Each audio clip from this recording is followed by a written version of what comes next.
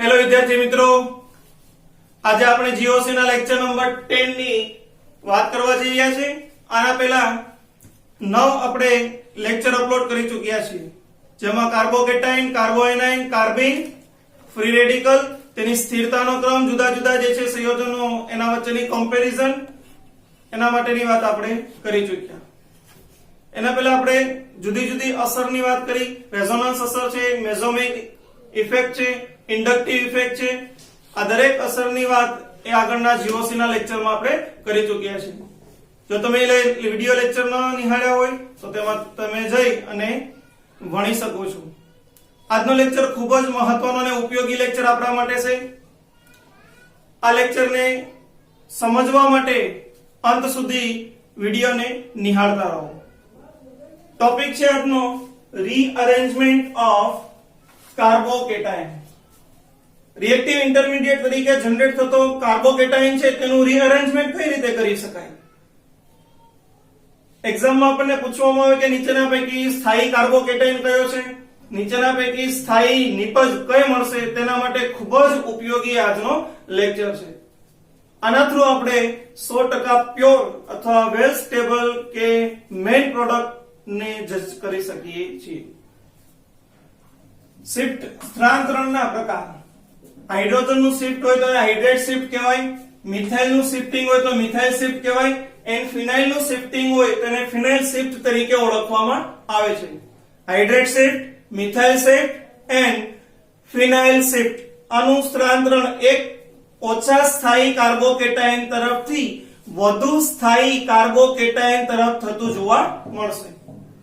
સ્થિરતાનો જો આપણે ક્રમ જોઈએ તો ટર્શરી કાર્બોકેટાઇન એ વધુ સ્થિર હોય, ત્યારબાદ સેકન્ડરી, ત્યારબાદ પ્રાઇમરી અને છેલ્લે લાસ્ટમાં મિથાઇલ કાર્બોકેટાઇન એ સ્થિરતાનો ઉતરતો ક્રમ આપણે દર્શાવી શકાય। સંયોજનની અંદર જેમ ઇલેક્ટ્રોન ઘનતા વધે તેમ સરળતાથી શિફ્ટિંગ થાય। જો ઇલેક્ટ્રોન દાતા સમૂહ આવેલા હોય તો પણ સરળતાથી શિફ્ટિંગ થાય। ઇલેક્ટ્રોનની ઘનતા વધુ હોય તો શિફ્ટિંગ ઈઝીલી થશે, ઇલેક્ટ્રોન દાતા સમૂહ આવેલા હોય તો સરળતાથી શિફ્ટિંગ થતું જોવા મળે। ત્યારબાદ આપણે યાદ રાખીશું શિફ્ટિંગ એ કોના સમપ્રમાણમાં હોય તો કે સ્થાનાંતરણ એ electron withdrawing, electron donating group and electron ડેન્સિટીના ડાયરેક્ટલી પ્રોપોર્શનલમાં હોય, આ બંનેના સમપ્રમાણમાં જોવા મળે।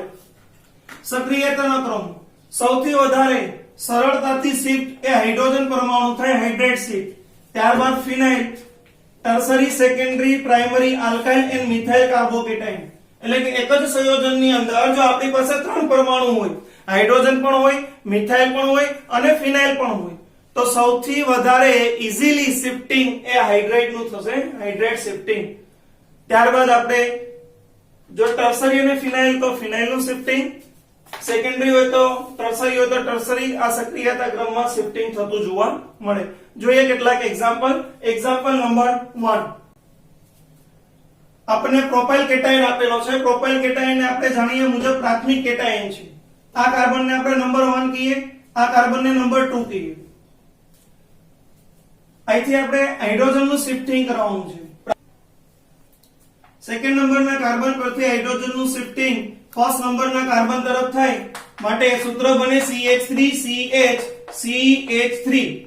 હાઇડ્રોજન બે હતા, એક હાઇડ્રોજન સેકન્ડ નંબર પાસેથી મેળવ્યો, 3 હાઇડ્રોજન થયા, હાઇડ્રોજન ઘટી ગયો, કાર્બનની સંયોજકતા ઘટી, કાર્બન પર પોઝિટિવ ચાર્જ, એટલે કે પોઝિટિવ ચાર્જ કાર્બન નંબર 1 થી કાર્બન નંબર 2 તરફ શિફ્ટિંગ થયો, સેકન્ડરી કાર્બોકેટાઇન બન્યો, સેકન્ડરી પ્રોપાઇલ કેટાયન।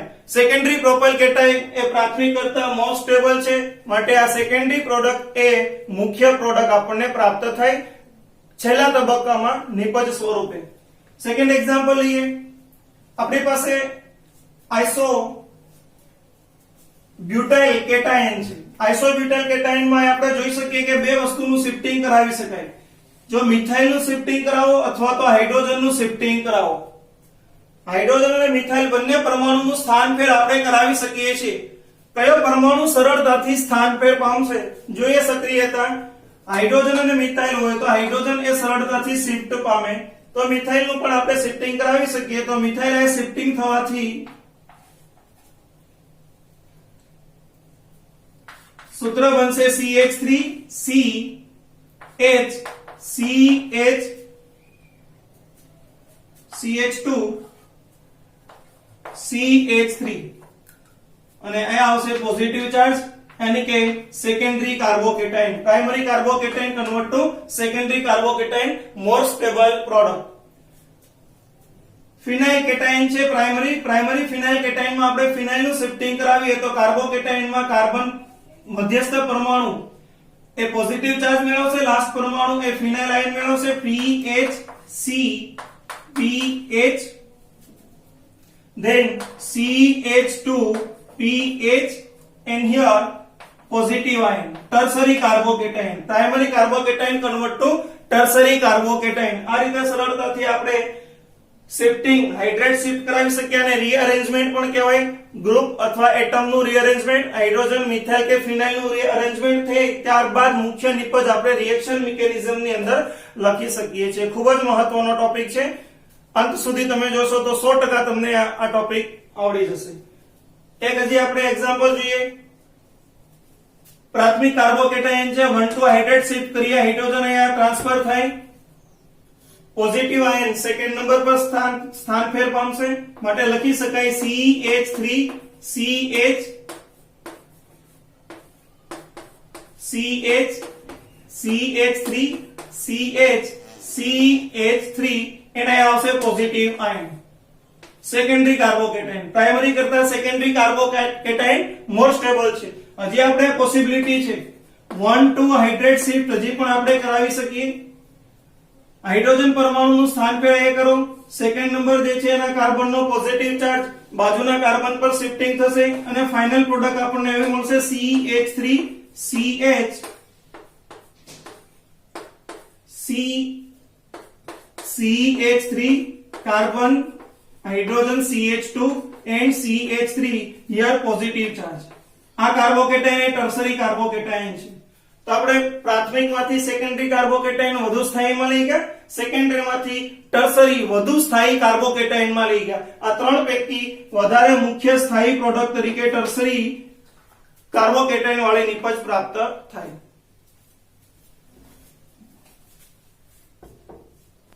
વિદ્યાર્થી મિત્રો આ આપણને બે એક્ઝામ્પલ આપેલા છે ખૂબ જ ઇન્ટરેસ્ટિંગ એક્ઝામ્પલ છે ચાલો આપણે તેનો સ્ટડી કરીએ સૌપ્રથમ પહેલા આપણને ગાઈડન્સ મુજબ જે છે શિફ્ટિંગ કરાવી લઈએ પ્રાથમિક કાર્બોકેટાઇન આપેલો છે પ્રાથમિક કાર્બોકેટાઇનમાં ફિનાઇલ નું શિફ્ટિંગ કહેવામાં આવેલું છે ફિનાઇલ શિફ્ટિંગ જો થશે તો ફિનાઇલ નું શિફ્ટિંગ અને કાર્બન પરનો પોઝિટિવ ચાર્જ આ સ્ટેબલ થશે યાની કે CH3C CH3 CH2 and here phenyl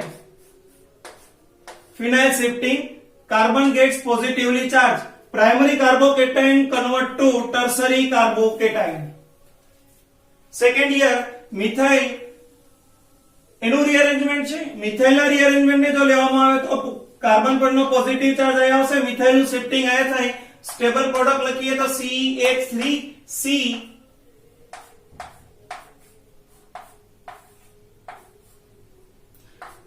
CH2 CH3 and positive ion પરંતુ પ્રશ્ન એ છે કે બંનેમાંથી કઈ પ્રોડક્ટ બને અથવા તો ક્યારે બને પ્રોડક્ટ બંને ટર્સરી કાર્બોકેટાઇનમાં કન્વર્ટ થાય છે હિયર ઓલસો ટર્સરી કાર્બોકેટાઇન પરંતુ ક્યારે કોનું શિફ્ટિંગ થાય એના માટેની વાત જો રાસાયણિક પ્રક્રિયામાં આપણને RDS આપેલું હોય રેટ ડિટરમાઇનિંગ સ્ટેપ એ મુજબ સ્ટીરિયો મુજબ રાસાયણિક પ્રક્રિયા થતી હોય ત્યારે હંમેશા શિફ્ટિંગ એ ફિનાઇલ રિંગનું શિફ્ટિંગ થાય અને આ રાસાયણિક પ્રક્રિયામાં કાઇનેટિકલી પ્રોડક્ટ જે છે એ કંટ્રોલેટેડ પ્રોડક્ટ મુખ્ય સ્થાયી નિપજ તરીકે આ પ્રોડક્ટ પ્રાપ્ત થશે પરંતુ આપણને RDS માં આપેલું અને ઉષ્મા આપીને રાસાયણિક પ્રક્રિયા કરાવેલું એટલે કે થર્મોડાયનેમિકલી કંટ્રોલેબલ પ્રોડક્ટ હોય ઉષ્મા આપીને રાસાયણિક પ્રક્રિયાની નિપજને કંટ્રોલ કરવામાં આવે મેળવવામાં આવે તેવા કિસ્સામાં હંમેશા મિથાઇલનું શિફ્ટિંગ થશે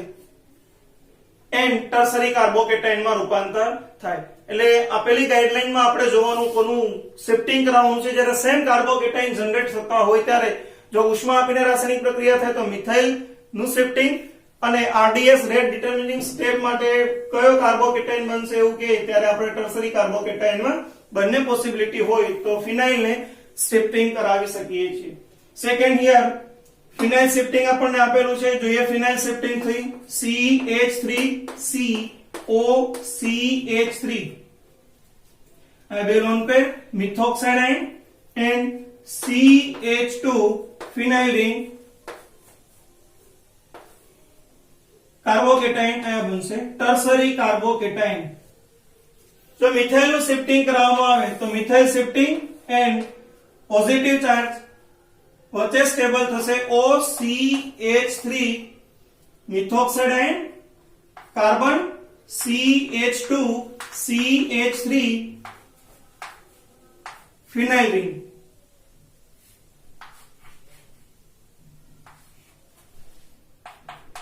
બંને પાસે ટર્સરી કાર્બોકેટાઇન છે, બંને સિચ્યુએશનમાં ટર્સરી કાર્બોકેટાઇન છે। આ બેન્ઝાઇલિક છે, રેઝોનન્સ છે, ટર્સરી કાર્બોકેટાઇન છે, સ્થાયી પ્રોડક્ટ જે છે એમાં પણ કન્વર્ટ કરી શકાય, પરંતુ આ બંનેમાંથી કઈ પ્રોડક્ટ પોસિબલ છે? આ બેક ડોનેશન ઓક્સિજન નું પોસિબલ ન હોવાથી આ નિપજ પોસિબલ નથી। અહીં આપણે જોઈ શકીએ છીએ કાર્બન ઓક્સિજન હશે બેક ડોનેશન થાય, આ બેક બોન્ડિંગ થાય, બેક બોન્ડિંગ ના લીધે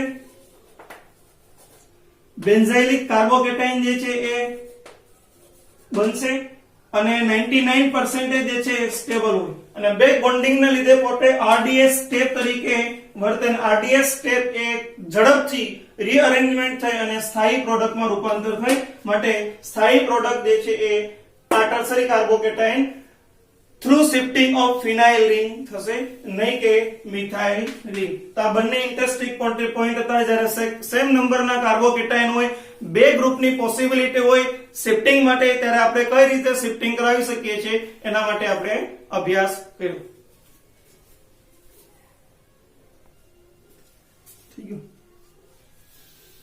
મિત્રો આપણે બે ઇન્ટરેસ્ટિંગ પોઈન્ટ હજી પણ જોઈ લઈએ, ખૂબ જ રસપ્રદ એક્ઝામ્પલ છે। બે કાર્બોકેટાઇન આપવામાં આવેલા છે, કાર્બોકેટાઇન જોઈએ તો સેકન્ડરી કાર્બોકેટાઇન છે। આ સેકન્ડરી કાર્બોકેટાઇનમાં 1,2 હાઇડ્રેટ શિફ્ટ કરવામાં આવે તો બે પોસિબિલિટી છે, અહીંયા હાઇડ્રોજન અવેલેબલ છે, અહીંયા પણ હાઇડ્રોજન અવેલેબલ છે। જો આપણે આ હાઇડ્રોજનને શિફ્ટિંગ કરાવીએ તો ફરીથી આપણને સેકન્ડરી કાર્બોકેટાઇન બને, પણ આ કોન્જુગેશન નથી। સેકન્ડરી કાર્બોકેટાઇન જનરેટ થાય પણ સેકન્ડરી કાર્બોકેટાઇનમાં કોઈ કોન્જુગેશન છે નહીં, પરંતુ જો આ હાઇડ્રોજન શિફ્ટિંગ કરાવવામાં આવે તો હાઇડ્રોજન અહીંયા શિફ્ટ થાય, કાર્બોકેટાઇન અહીંયા શિફ્ટ થશે।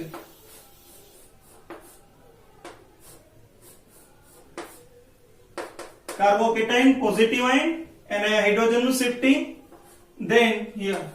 તો આપણે જોઈ શકીએ કે ફરીથી બનતો કાર્બોકેટાઇન સેકન્ડરી છે, પરંતુ પ્રથમ સેકન્ડરી કરતા દ્વિતીય સેકન્ડરી કાર્બોકેટાઇન વધુ સ્થાયી છે। કોના લીધે? તો કે રેઝોનન્સ ના લીધે।